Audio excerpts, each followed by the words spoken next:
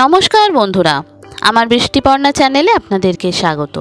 আজ আমি চলে এসেছি ভেটকি মাছের একটা রেসিপি নিয়ে, ভেটকি মাছের মৈলি। তো এই ভেটকি মাছের মৈলি করার জন্য অসম্ভব সুন্দর স্বাদ হয়। এটা হচ্ছে সাউথ ইন্ডিয়ান একটা রেসিপি। তো আমি একটু অন্যরকমভাবে আপনাদের সঙ্গে শেয়ার করছি। তো এখানে প্রথমে আমি যে 3 পিস ভেটকি মাছ নিয়েছি তাতে নুন আর একটু হলুদ মাখিয়ে এটাকে আমি সাদা তেলে লাল লাল করে ভেজে নেব।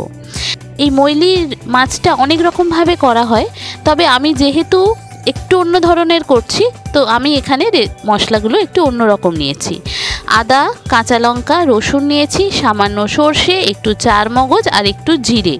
এইটা নিয়েছি সামান্য অল্প অল্প করে, যেহেতু 3 পিস মাছ তো এই ছোট্ট অল্প একটুখানি মশলা এটা আর মিক্সির জারেতে বাটা গেল না, তাই আমি এটা শিলেতেই বেটে নেব। তো এটা খুব ভালো করে শিলে বেটে নেব। আর নিয়েছি একটু পেঁয়াজ, তো সেই পেঁয়াজটা আমি গ্রেট করে নেব। আর এই মশলাটা আমি এখানে শিলেতে অল্প অল্প জল দিয়ে বেটে নেব। বন্ধুরা, রেসিপিটি যদি ভালো লাগে তাহলে আমার চ্যানেল বৃষ্টিপর্ণাকে অবশ্যই সাবস্ক্রাইব ও ফলো করে দেবেন আর পাশে থাকার বেল আইকনটি অন করে দেবেন।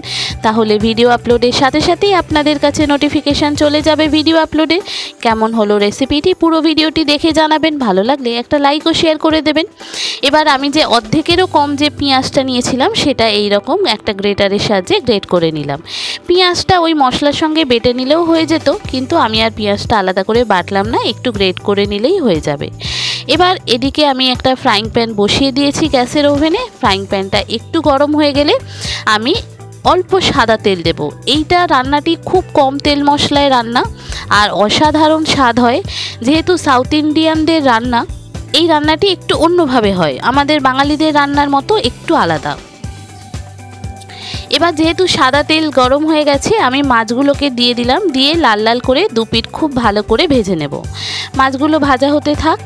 আর এই মৈলি রেসিপিটি অনেক রকমভাবে তৈরি হয়। এটা অ্যাকচুয়ালি স্যুপ, তো আমি এখানে স্যুপ মতো করিনি, আমি একটু অন্যরকমভাবে চেষ্টা করেছি। তো সেটাই আজকে আপনাদের সঙ্গে শেয়ার করছি। একদম যে মৈলি সেটা আমি আপনাদের সঙ্গে পরে শেয়ার করব। এবার মাছগুলো ভাজা হয়ে গেছে, মাছগুলো তুলে নিলাম। দেখুন, এবার ওই যে তেলটি পড়ে আছে, আজকে আর কোনো ফোড়ন নয়, আজকে যে পেঁয়াজটা গ্রেট করে রাখলাম সেই পেঁয়াজটা এখানে দিয়ে দেব, দিয়ে খুব ভালো করে এখানে ভাজবো। পেঁয়াজের যখন কাঁচা গন্ধটা চলে যাবে তখন যে শিলে মশলাটা বেটে রাখলাম, আদা, রসুন, সর্ষে, চার মগজ দিয়ে সেই মশলাটা এখানে দিয়ে দেব। দিয়ে এই মশলাটা খুব ভালো করে কিন্তু কষাতে হবে। মশলাটা যতক্ষণ না ভালো করে তেল ছাড়বে, কষানো হবে, ততক্ষণ কিন্তু আমাকে এই মশলাটা কষাতে হবে। মশলাটার কষানোর কাছেই কিন্তু কাজ। এবার দেখুন মশলাটা আস্তে আস্তে, আমি কিন্তু খুব বেশি তেল এখানে ব্যবহার করিনি। এই রান্নাটিতে তেল বেশি ব্যবহার করা যাবে না, একদম অল্প তেলে রান্নাটি করতে হবে। এবার স্বাদ মতো নুন দিলাম আর সামান্য একটু চিনি দিলাম। আর ঝালের জন্য আমি একটা লঙ্কা বেটে দিয়েছি আর এখানে কাঁচা লঙ্কা আমি কয়েকটা আস্ত দিয়ে দিলাম। এবার শিল ধোয়ার জলটা একটু দিয়ে এই মশলাটিকে আবারও খুব ভালো করে কষাবো যতক্ষণ না পর্যন্ত মশলাটি থেকে তেল ছেড়ে যাচ্ছে। যখন মশলার কাঁচা গন্ধ চলে যাবে, মশলাটা তেল ছেড়ে যাবে, তখন আমি এখানে পরিমাণ মতো দুধ দেব। এখানে কোনো জল আমি আলাদা করে দেব না।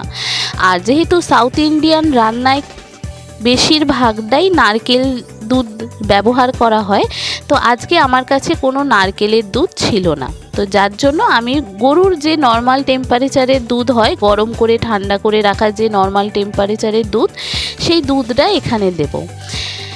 তো দেখুন মশলা কষানো হয়ে গেছে, তেল ছেড়ে গেছে। এবার আমি এখানে দুধটা দিয়ে দিলাম যতটা পরিমাণ আমার লাগবে।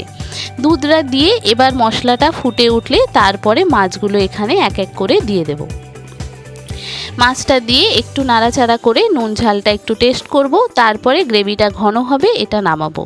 আগে না খেয়ে থাকলে এইভাবে একবার ট্রাই করতে পারেন। আমার কাছে ভেটকি মাছ ছিল তাই করেছি। আপনি যদি চান রুই কাতলা মাছেরও হতে পারে, বা পমফ্রেট মাছের হতে পারে, ভেটকি মাছের হতে পারে, রুই কাতলা মাছের হতে পারে, যে কোনো মাছেরই হতে পারে, তবে মাছগুলো একটু বড় বড় সাইজের হলে কিন্তু স্বাদ ভালো হয়।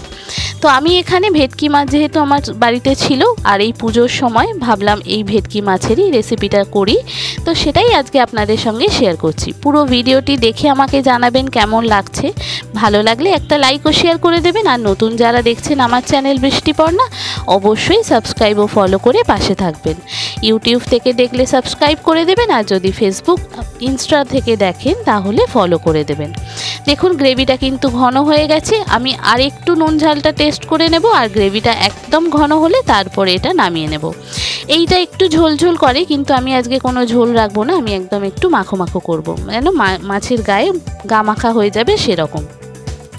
এই দেখুন, আর কিন্তু আমি এটা ঘন করব না, এবার এটা নামিয়ে ফেলবো। এই দেখুন কতটা সুন্দর লাগছে ভেটকি মাছের মৈলি। আগে না খেয়ে থাকলে পুজোর সময় ঝটপট করে ফেলুন। যদি ভেটকি মাছের করতে হবে তার কোনো মানে নেই, আপনি রুই কাতলা মাছ বা পমফ্রেট মাছ, ভেটকি মাছ যে কোনো মাছের করতে পারেন। অসম্ভব সুন্দর স্বাদের একটা রেসিপি, ঝটপট হয়ে যায়।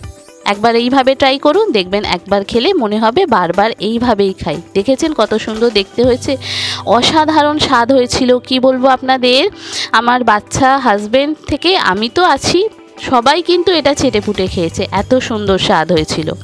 পুরোটা দেখে কমেন্ট করে জানাবেন কেমন লাগলো। ভালো লাগলে একটু লাইক ও শেয়ার করে দেবেন। সাউথ ইন্ডিয়ান স্টাইলে ভেটকি মাছের মৈলি একবার এইভাবে খেয়ে দেখুন। তবে অরিজিনাল যে মৈলিটা আমি সেটা করিনি, আমি একটু অন্যরকমভাবে আমার মতো করে করেছি। এটা আপনাদের কেমন লাগলো সেটা আমাকে কমেন্ট করে জানাবেন। এই দেখুন কি সুন্দর দেখতে লাগছে, কেমন লাগলো অবশ্যই জানাবেন। সবাই ভালো থাকবেন, সুস্থ থাকবেন, সাবধানে থাকবেন। দেখা হবে পরের ভিডিওতে। আজকের মতো এখানেই টাটা। থ্যাংক ইউ বন্ধুরা।